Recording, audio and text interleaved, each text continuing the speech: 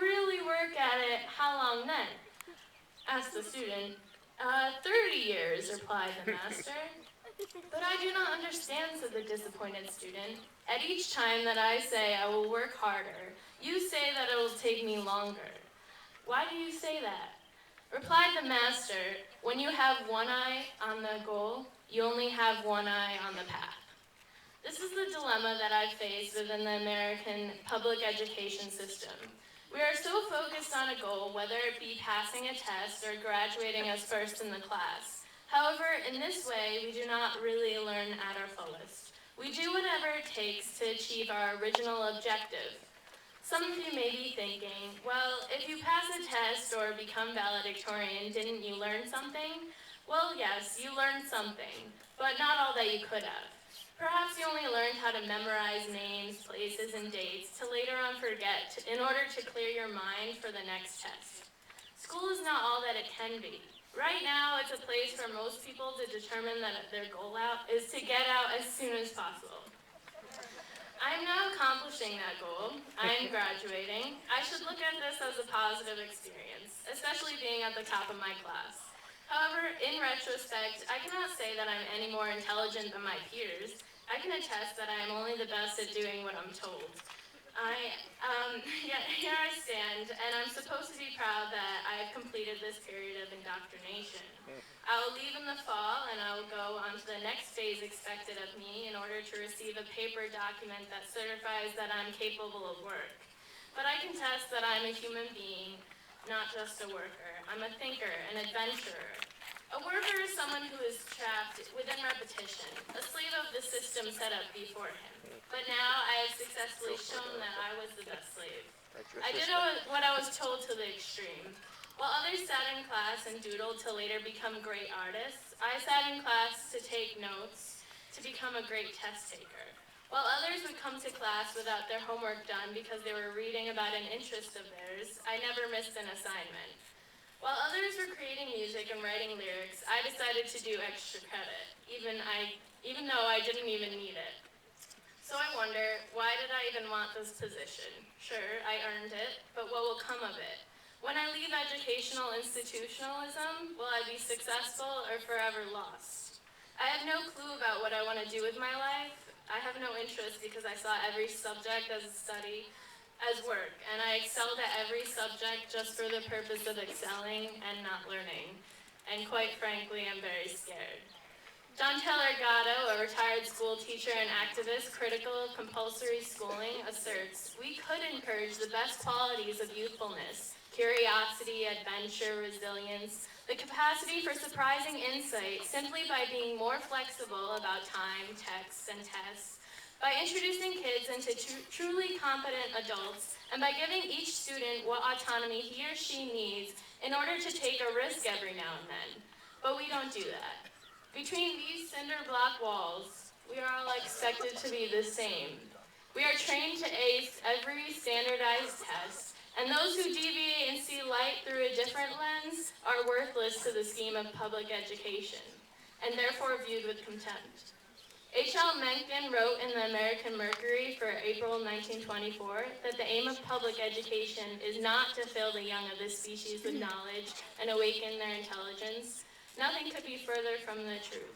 The aim is simply to reduce as many individuals as possible to the same safe level, to breed and train a standardized citizenry, to put down dissent and originality. That is the aim in the United States. To illustrate this idea, doesn't it perturb you to learn about the idea of critical thinking? Is there really such a thing as uncritically thinking? To think is to process information in order to form an opinion. But if we are not critical when processing this information, are we really thinking? Or are we mindlessly accepting other opinions as truth?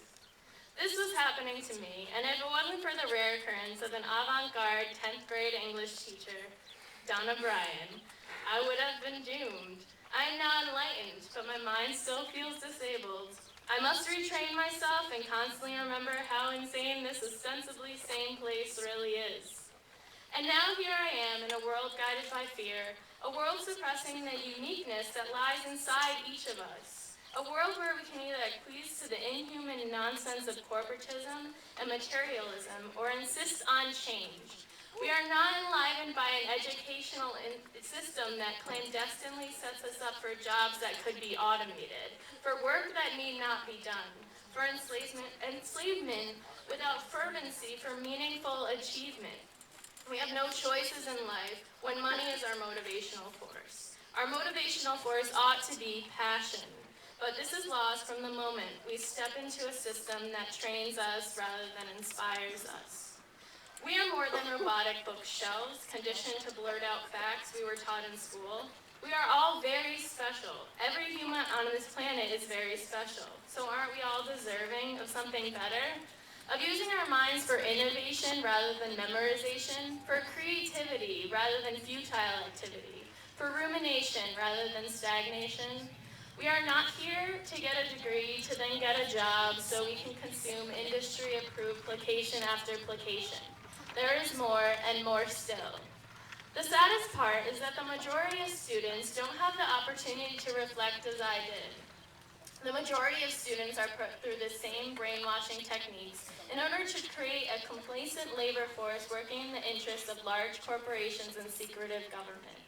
And worst of all, they are completely unaware of it. I will never be able to turn back these 18 years. I can't run away to another country with a different education system, perhaps meant to enlighten rather than condition. This part of my life is over, and I want to make sure that no other child will have his or her potential suppressed by powers meant to exploit and control. We are human beings. We are thinkers, dreamers, explorers, artists, writers, engineers. We are anything we want to be, but only if we have an educational system that supports us rather than holds us down. A tree can grow, but only if its roots are given a healthy foundation.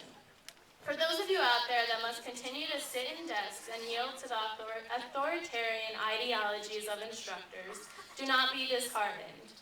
You still have the opportunity to stand up, ask questions, be critical, and create your own perspective. Demand a setting that will provide you with intellectual capabilities that allow you to expand your mind instead of directing it.